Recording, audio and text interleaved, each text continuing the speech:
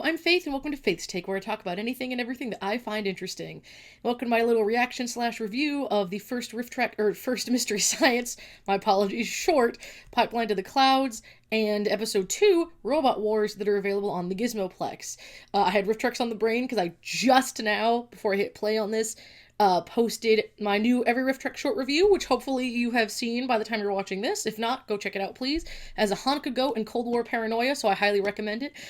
So, the first thing we have here is the first short they have ever done with this group, being the Pipeline to the Clouds, which a lot of people oh cool, you can get subtitles,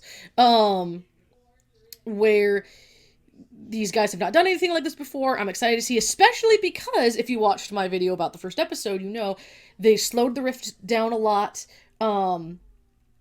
It just, like, the timing was a lot better. They weren't stepping over each other or stepping over too much of the movie to make, like, 7 jokes right after the other, where you can't really pay attention to any of them. So, now that they're, like, at a nice chiller pace, a lot more like the OG series and riff tracks, I'm excited to see how this goes, and I'm really rooting for it. Like I said, most of my problems are with, like, the green screen or blue screen, whatever they're using, and, like, the segments and just kind of the setup, but mostly my issues have been technical stuff. The actual quality of the episode was fine, so I'm hoping that is of the riffs and stuff. So I'm really hoping that is the case with these shorts. So let me make sure that my sound is on. It's all about water conservation, apparently, which I just did stuff for work last month about, so I am sick of water. As vital as the air you breathe. So saith the God King. Yeah, what? Here's an Aztec temple. The thing is, like, okay, I'm sorry, just to pause real quick. After the videos I've made about water conservation, it is important and it is an issue. The only thing is, it's not on us. It's on the governments and the local governments specifically for screwing up most of the time. Not all the time, but a lot of the research I did was like, hey, your local government probably screwed up with either your filtration plants or not recharging your aquifers enough. And I'm like, dang. And that's something that we don't have control over. That's literally in the hands of the people that work with the water. And water's such a part of our lives, they should have fixed it. They should be working on it. But a lot of the time, they don't try to do anything at all to prevent the issues. They just try to fix them after the fact, often after people have literally died, especially due to contamination. I'm just saying, water is a big deal, and our local, not even just federal level, your local governments do not care, which sucks. That's my boy, 70% water. To meet these needs as well as to provide for the normal. It's like, you can tell where they're using or wasting their tax money instead of putting it here, and that they know often when treatment plants aren't doing enough, and then they still don't do anything because they don't want to spend the money till they have to. Oh my goodness. To meet these needs, we are to have enough safe water. Just the voice was very irritating. Brought to you by Nestle. What kind of wallpaper is that? It's like, is that Raggedy Ann? 10 writers on one short, my dude. What? 14? A lot of people were talking about that short as if it was really good, and I actually have to disagree. Like I said, I like the first episode, like, overall. I think the riffs were good. I don't think that short was very good. I'm sorry. It was like, meh, you know, and I'm not just talking about, like, because the short itself had things where I was like, bruh. But, like, no, even the riffs were just kind of, like, some of them were just kind of there. Like, I got a couple little chuckles out of some. Also, was it just me, or when the guys, especially Tom, were doing voices, were they, like, a little, like, off and kind of, I hate to use this word, but they were kind of irritatingly off, like, it would be like, and I'm like, dude, like, stop squeaking. Like, really weird takes to keep in there. Especially so much in just one short, I felt like. Maybe I'm wrong, maybe I was over analyzing, as I'm wont to do sometimes. That just felt weird to me. I'm not a big fan of that one, which is unfortunate, because I'm a fan of them, the idea of them doing shorts. That one just didn't hit super well. Even if you compare it to, like, let's say the average Mystery Science short. Let's take out, like, the Mr. B naturals and, like, the epic, amazing ones. I'm like, it's just kind of like, meh, you know? I didn't feel anything super, like, I don't feel like that's gonna be, like, a classic or even just really go down being remembered that well. At least for me. I feel like I'm gonna forget about that tomorrow, which is weird. I've got to be honest, though. Anyway, though, let's move on from negativity. We're gonna flush that out with some life-giving water, and we're going to go on to episode 1302, or two. I can't see the number on there. Like 19, I think. Robot Wars in the theater. Jonah's crew watches as an archaeologist and the world's most misogynist robot pilot. Why would he misogynist if it's a robot? Okay. Uncover an international conspiracy to unearth a giant robot in Robot Wars from 1993. Meanwhile, the Mads introduce the Simulator of Love. And a new Gizmonic technician arrives. Oh, is that going to be her? Is that going to be Emily? We'll see. 1983, by the way, is a whole year before I was born. Actually, I want to see what day it came out. Hang on. April 28th, 1993. This is like a year and a half older than me, guys. Like, over that. Damn. Okay, here we go. Oh, there's a cold open on this one. Your earlier exposition will suffice. Dr. Cabal? That's fun. Okay, wait. Already. Oops. Nice to meet you again, Max. Didn't mean to make it small. Full props. Instead of using some kind of ham-fisted cameo or a cameo where the person in the cameo doesn't make sense, like they kind of did, especially in season 11, where it would be like, here's, someone has to be someone really good. Like, here's Neil Patrick Harris, and then they don't really, I just feel like they wasted him. I feel like they could have done so much better, such a better song with him. Anyway, Having Me Baron, that's really fun. I love it when the cast, especially the bots, had roles as, like, cameos and stuff. So I appreciate that. Ooh, so he knows other timelines. Multiverse of Madness, into the Mystery Science verse. Gizmoplex? We salvaged what we could of the Gizmoplex. We even got Growler and Waverly to put out the fires. Hey! Oh no, they have them. Are they okay? Find a second host. So it is, okay. Host? But we only have one SOL. I'll tell you all about it during the theme song. Wait a minute. Okay, so, again, love that it's Baron. I think that's really fun. I think that's a cool idea. I don't, it's weird that they decided to have it be like, oh, a second host, we don't have one, and it's his idea, and they only have one SOL, which I kind of figured would be a thing that I have to fix. But what was that thing in season 11 where I think it's Carnival Magic, a screen glitches, you see another guy with bots, and he's in a purple jumpsuit, and they're like, ignore that, it doesn't exist. And so now you're saying we're getting a new one, and they're so shocked to hear that, and I'm like, then who was that other guy? What was that a tease for? Was it supposed to be another timeline? Or, like, in the future? Or what? Was that an emergency guy? Like, what? I need Matt Pat to do film theory on this. What was the lore implications of it? Because that's been driving me crazy since it happened. I'm like, are you implying that there could be another guy? Is he a backup in case Jonah could only do one season, but this was a writer and he would stick around? Like, I don't know. Because Jonah's a writer too, so I don't know what the deal was with that guy, nor why they have them so surprised. Is that just a little plot point thing that they just dropped and they're like, yeah, forget it? Where they were like, forget it, it doesn't exist? I don't know. It's just that I want to know what that was. Huh, we probably never will know now, but okay. At least, we're getting the backstory for Emily in episode previous, just like with Mike. He had an episode previous. He's in Mitchell before he's introduced. Or, like, that's where he's introduced. Like, you could just kick the habit eventually. It's not a habit, Crow. It's a biological... I feel like they would have learned this with Joel or something already. Like, love? Dooney and Burke are calling. That was weird. Don't do that again. Wordplay was delicious. Shut it. I will say, because they've done this, I think, since season 11, if I remember correctly. Just telling someone to shut up in an aggressive manner over and over isn't that funny, especially, like, the 17th time. They have, like, these are both good actors. They're funny people. So it's like, there's gotta be a better something like, that they could use more regularly than that for their interactions. I'm just saying. So she's gonna be in a simulation? Ride simulator for CanBots that puts you. A ride simulator! I love those. Animatronic bots. It will take care of the overflow since some of the Gizmoplex floors have been badly damaged from. Whoa, whoa, whoa, whoa, whoa, whoa, whoa, whoa. Okay, so you're saying that they don't build another satellite, but they build like a ride, and the bots are animated.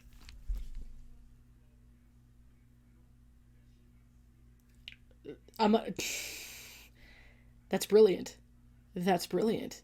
Because in one fell swoop, you not only explain why there's like another satellite, like a set that she will be on, why the bots have different voices.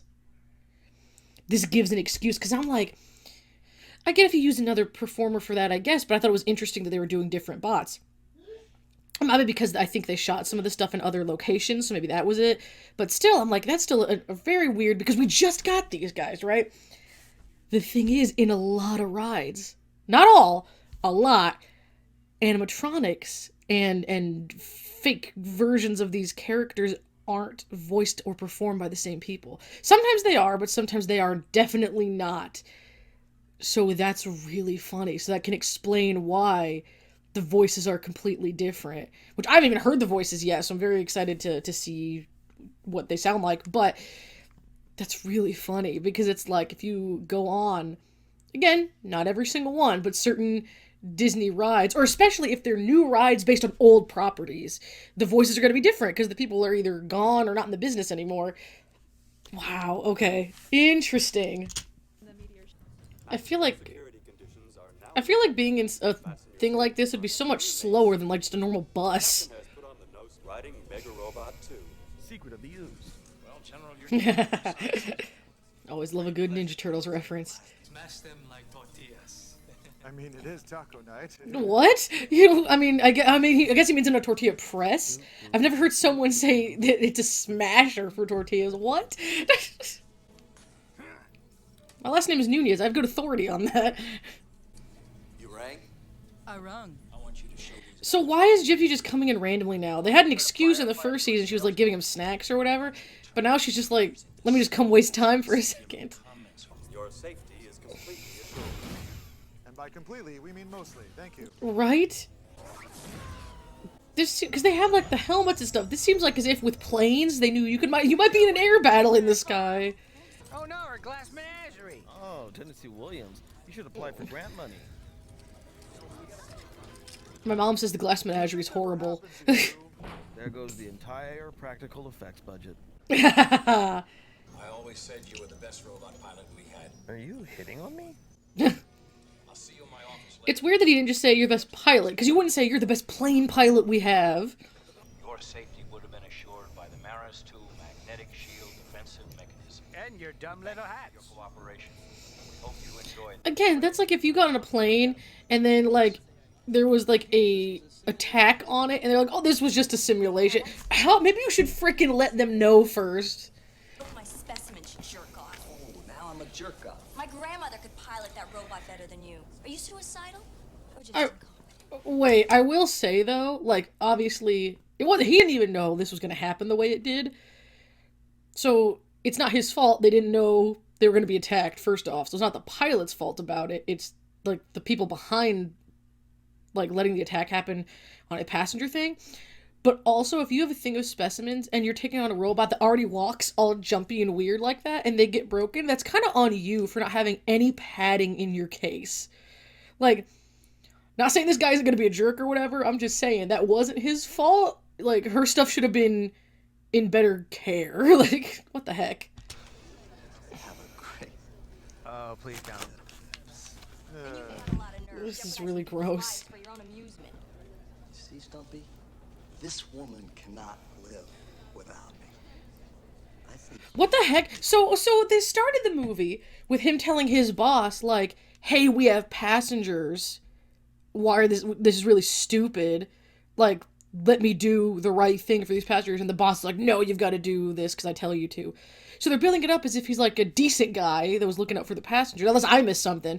And then this lady, now she shouldn't have been like, it's your fault. Again, she was the stupid one that didn't have her stuff like padded right. But now he's being all gross. Like, what is happening? So are we supposed to like this guy or not? I assume not. But he's probably gonna get the girl anyway. So like, I don't know, man. Stumpy, that Hellcat's gonna bear my children. Well, Ew. You like Wally? Like I just said, he wanted to do the right thing. He obeyed orders. Always do the right thing instead of obeying orders, please. But at least he, like, you know, made an effort, made it clear that he wants to be a good person in that sense. And now he's just like, she's gonna have my baby. He's like, Jesus, what is happening? Well, how are things with Direct? This place is a mess. The defense mechanisms are down.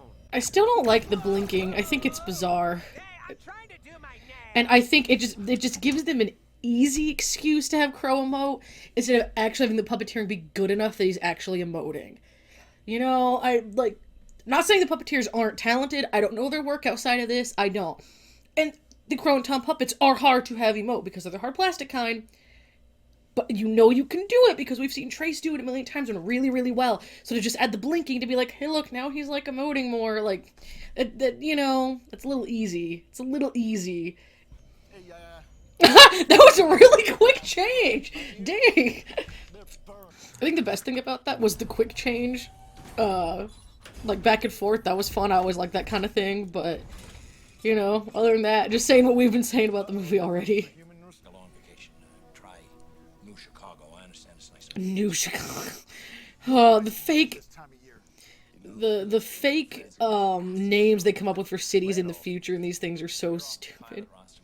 Girl, you got it bad. Okay, forget it. Forget it. Let's just concentrate on Crystal Vista, okay? There's always that guy or girl in a movie and everyone is so in love with them and you look at them and you're like, this one? Like, even just their face, you're like, this one? And it's like, that's how I feel. This guy already, I'm kind of like, okay. And then you add how terrible he's being. And I'm like, why is this supposed to be, like, cute or funny at all? Like, it's just weird, and I don't like it. You really think that's a good idea? Yes, I do. Whoa. It's a swell idea. I think it's a Sometimes they have Baron do, like, the weirdest noises, and I'm like... Now, would I? Well, you know Drake, sir. Not biblically, but Gets his ball shot. Ew. Say we all. You know how you love to entertain. And it's a great neighborhood for kids. MC. That's pretty good, guys. Don't pat yourselves on the back. You know... Like, I would say that about any if they're like, hey, that was pretty good, dude. Like, stop. Don't pat yourselves on the back. You know, like, unless the joke is that it was so lame. But, like, I don't know. I just don't... I do that with any show, though, when two characters are like, nice, and I'm just like, bro, shut up. Like, don't do that. That ought to give those nerds a bionic boner. Ew, what? The frick is with this movie? Funny little colored creatures. Fraggles. We're gonna get you a good. Why do we as humans like to see recreations of, like, you know, the past, or like recreations of things that were like destroyed, like Old West ghost towns and stuff? We really do that kind of stuff. Because at first I'm like, why would they even want to do this? I'm like, no, people do still do that today. The last surviving example of a typical southwestern community from the days when the Southwest was actually Wait a minute. part of the United States. But that wouldn't be... That's weird. Even if some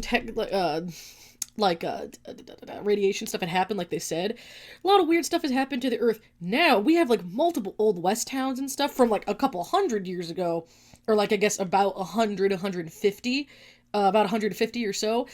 So I'm just like, this is only 50 years in the past for them, and this is the last city that looks like this and exists, the last mock-up of a city, and I'm like, really? Like, that's weird. It must have been quite the apocalypse. Sega Dreamcast! Oh my gosh. What's crack-a-lackin' at Crystal Vista? Oh my gosh. You can start your day at the Pulp Fiction lunch. Oh my lord. Here, quick time out. I'm sorry. If you like Pulp Fiction, that's fine. If you're one of the people that has a Pulp Fiction poster on their wall, I'm automatically like, okay. Like, the people I've met that are like obsessed with Pulp Fiction think they're like God's gift to like the knowledge of indie movies, and I'm just like, you're not. Pulp Fiction has quite a big audience. You are not special. I'm sorry. I'm not special for liking Mystery Science. You know, I'm sorry. It's just, you're not. Just please stop acting like you're the only person in the world who has heard of, like, that movie or any indie movie that exists. Like, calm down. Like, just the people that I know that are obsessed with Pulp Fiction, they're all like that. And I'm like, okay, stop. They've all got unpublished screenplays, too. Because everything's stoked in 1990s Crystal Vista. What the heck? What was that for?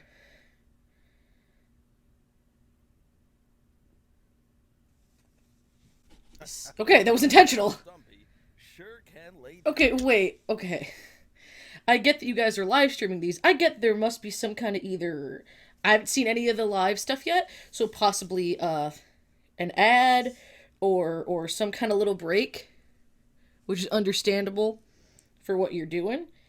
At the same time, maybe make the edits in the actual movie a little bit better, because like you're not just putting this online for like when I do Twitch and stuff. This is like, people are gonna buy this. Like, people are gonna see this from start to finish. Like me, you're gonna see it start to finish, not being streamed with stuff in the middle. So if you had that edit there when you're streaming it, makes complete sense. To have that edit there for people like me that buy it after the fact, that's a little weird. I feel like there's gotta be a better way you could edit that. The past, right? The past and future looked more realistic in Time Chasers. Tonight on Riverdale, Betty's ultimatum. Oh my gosh, that literally is. Ugh, Riverdale is just. Bleh.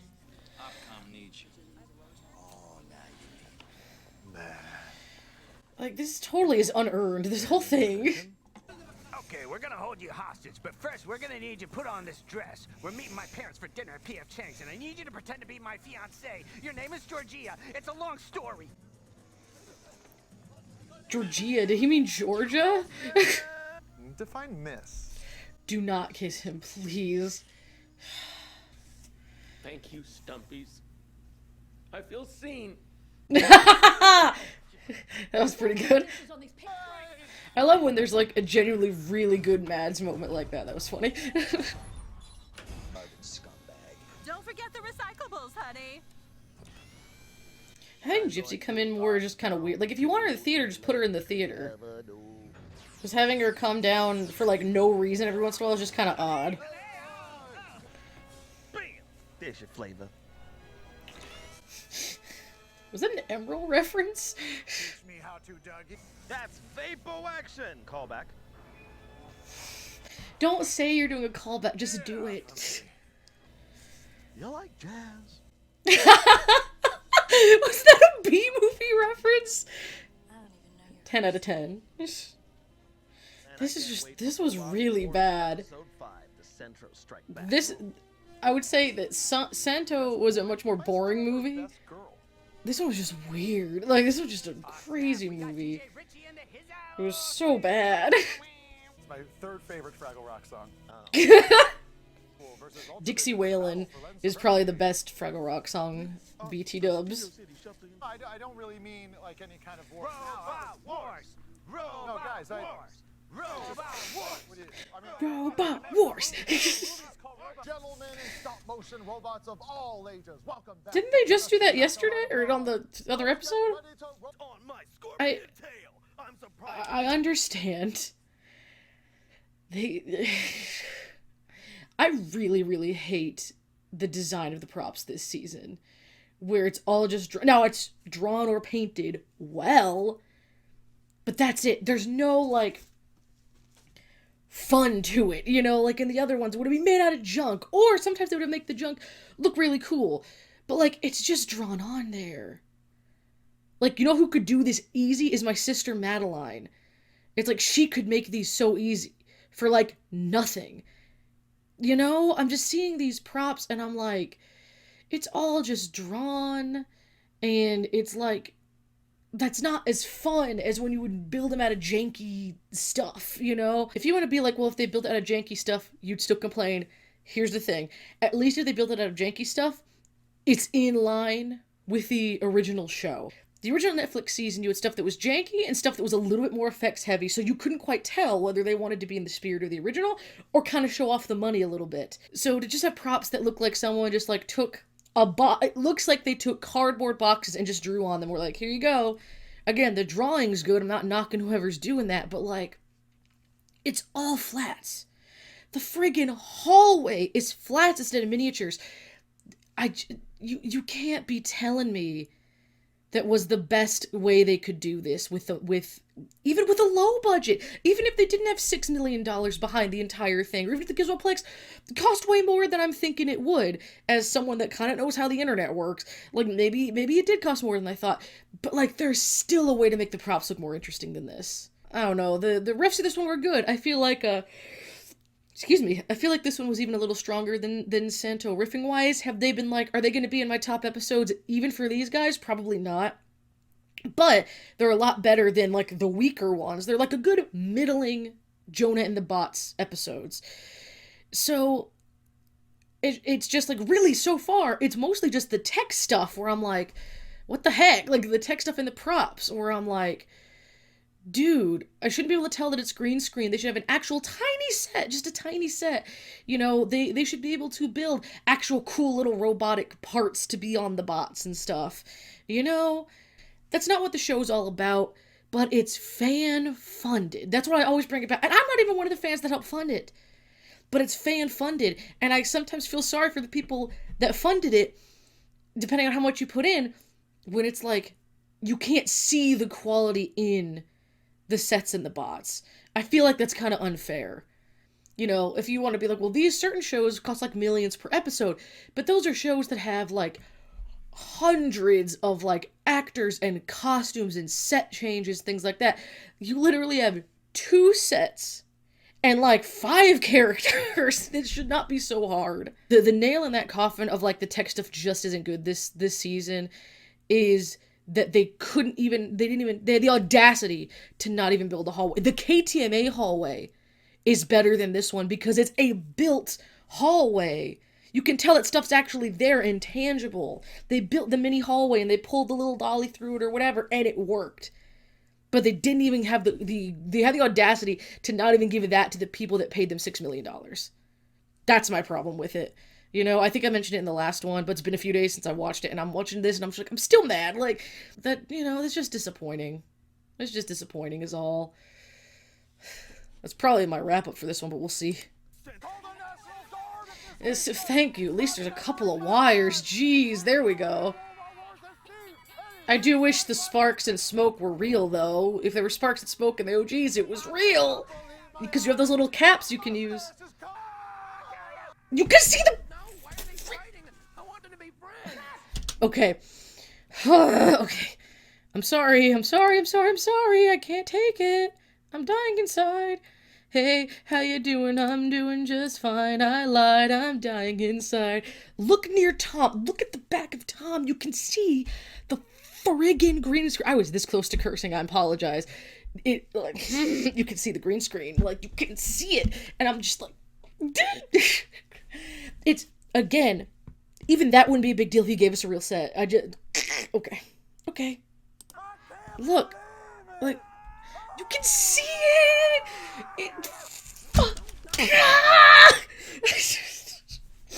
Cause you had a bad day, you take one down, you sing a sad song just to turn it around. Okay, I just can't, guys.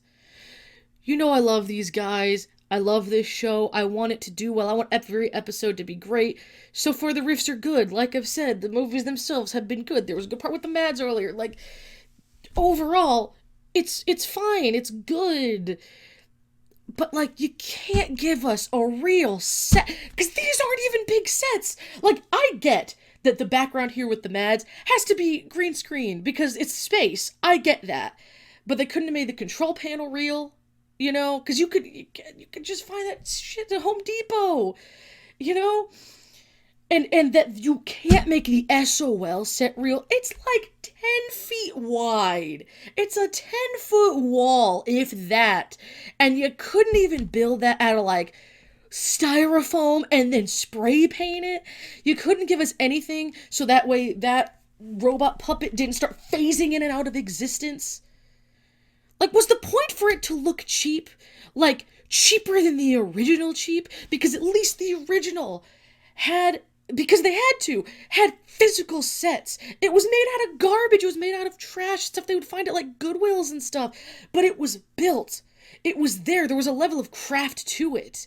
But not, if you're gonna go full in on the cheap, give us a real set that looks cheap, if that's the point, so it matches the original. Then give us the set. Don't just give us friggin' painted pieces of cardboard for our hallway sequence. Don't give us a crappy green screen effect for our SOL set. At least have the courtesy of building cheap ones for us. At least have it match the vibe of the original then, if you're gonna do that. Because this just makes it look like they didn't care. It's not hard to get a blue screen and green screen, whatever they're using, that looks better than that. It's not hard. I do it for work myself now. And if I can do it, literally anyone can do it. Again, I give them full points for slower, better riffing than a lot of the other episodes. I give them points in terms of that for sure. I give points to the performers overall. None of this is obviously their fault. But it feels so disrespectful. We don't get a single physical set. The blue screens are a joke. The props are a joke. We don't even get a fucking hallway. It's just lazy. I don't mean to be so negative, especially because I did enjoy the episode as a whole. But, like, that pisses me off. I don't know if you guys have seen this. Real quick tangent on what you can do with green screen and CGI, and you can't even tell. I don't know if any of you guys know The Back Rooms. Started as like some Reddit creepypasta or 4chan creepypasta, whatever. This guy, Kane Pixels, has made a series of videos on YouTube. They're brilliantly done.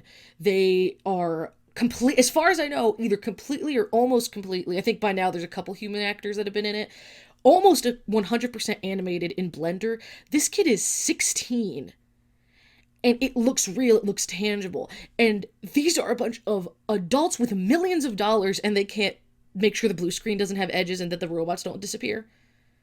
Ridiculous. Like, I don't mean to be so negative and so mad. I really didn't. I went in here with, like, a completely open mind, even past the first episode, but, like, that's even worse, dude. It got worse! Like, I can't... I don't get it. I don't get it. I wanted to be friends. Get it together. Me wanting to like this. Here she comes now. I love popcorn.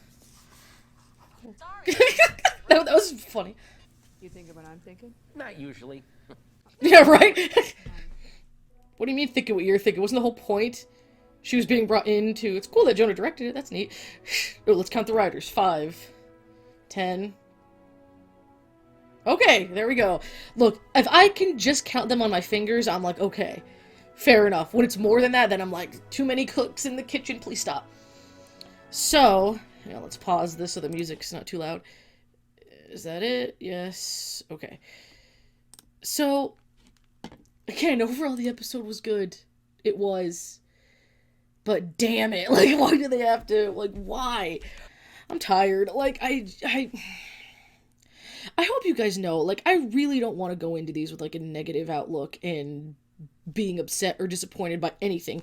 I want all of it to be funny and good, and if it looks bad in the effects, I want it to look bad on purpose. You know, I want them to be leaning into the joke then if that's what they're doing. But with this, I can't... When they use, like, Jonah's ship in the first episode in Netflix, when he has the ship that comes in, it's like, has the load of rocks or whatever it is, right? That is clearly a model. It is clearly not a physical set. It's clearly not CGI. It's clearly like a model they made and they painted. And that's fine because it's leaning in to the look of the old show and like the homemade, not even just I don't want to even just say cheap, but homemade, handcrafted feel of the OG show. That's fine. But when you're just using blue screen and flats, it just looks cheap and lazy, not cheap and homemade. So that's my problem, is it doesn't look cheap and homemade anymore, it just looks cheap and lazy. So that's my biggest problem. I'm excited to see Emily. I'd never heard her voice, I guess. I hadn't watched any of the behind the scenes things really. I was pretty after the initial announcements and the initial Kickstarter posts of like, this is what's happening, we're gonna have a new Riffer, all that stuff, I've been pretty blind to most of this, so I don't know what any of the new Riffers really sound like. So it's gonna be interesting, but yeah, so I'm excited for that, and I'm gonna be complete clean slate for her and her episode, because I want to see it clean, different, just like whoosh, you know. I didn't want to end this episode on a downer, I promise, that was not my intent. It just seeing that bot scorpion tail phase in and out was like, that was the last effing straw. Like, I don't remember how mean if I was during the first episode, but I'm like, I kind of don't care if it sounds mean now at this point, because that is just like disrespectful to me, to like not to me, but like to you guys. Like, it feels disrespectful to me that they did that. So that's my problem with it. But excited for Emily. She seems nice. Clearly she knows some tech and audio stuff. I'm interested to see how they fully introduce her, because I loved the way they introduced Jonah from the minute he started. And Emily has, in terms of this era of riffers and hosts, she kind of has big shoes to fill as a character. Just because they introduced Jonah so well in that first episode, where, like I say, the Reptilicus riff, I'm not a big fan. I think it's too fast. I think a lot of the riffs don't hit as well as they could. But I love the way they introduced Jonah playing the drums. This very first act on this to us, the way they introduce him is saving the life, risking his career to save the lives of complete strangers. Like, you can't, for me, you can't write a better opening than that for a character. And so I'm not expecting them to with Emily. I'm not expecting her to have some big hero's entrance. Obviously, they just, you know, she is just the person that's there. She's the technician to hook up the site, and they're just going to take her, which is a lot more in line with Mike's kidnapping, where they're just like, hey, this guy fell in our lap, we have him anyway, we just won't kill him, we'll just use him because we have him, because Joel has escaped. So it feels much more in line with Mike's entrance than Jonah's entrance, and that's probably a good thing. I might have tried to come up with something a little bit more original, so she just felt completely on her own and not like it's Mike's storyline light in a way. Especially because Mike also, in his entrance, he helps Gypsy save Joel, so you kind of already like him. He already seemed like a nice enough guy, right? So, it's just like they both had intros where you kind of were instantly endeared to them in a way. So, I'm hoping that for Emily's sake, they can really do that. Like, that little thing with her and Cynthia was fine, but I just really hope that they give her something kind of cute or endearing like the last two, like, replacements had to have. So my hopes, I'll put it this way, my hopes are high in terms of, I really want to like her, and I really want to like the new voices of I guess they're going to be like animatronic bots. I'm excited for it, but I'm not going to hold them to this like pedestal, and I'm like, if it's not as good as when Jonah was introduced, because Jonah was like a character written for me, to the point where I said that in a video, and I think I tagged him to be like, if you want to hear someone ramble at Jonah Heston for like 5 minutes or whatever, and he actually saw it and commented and said how much it meant to him.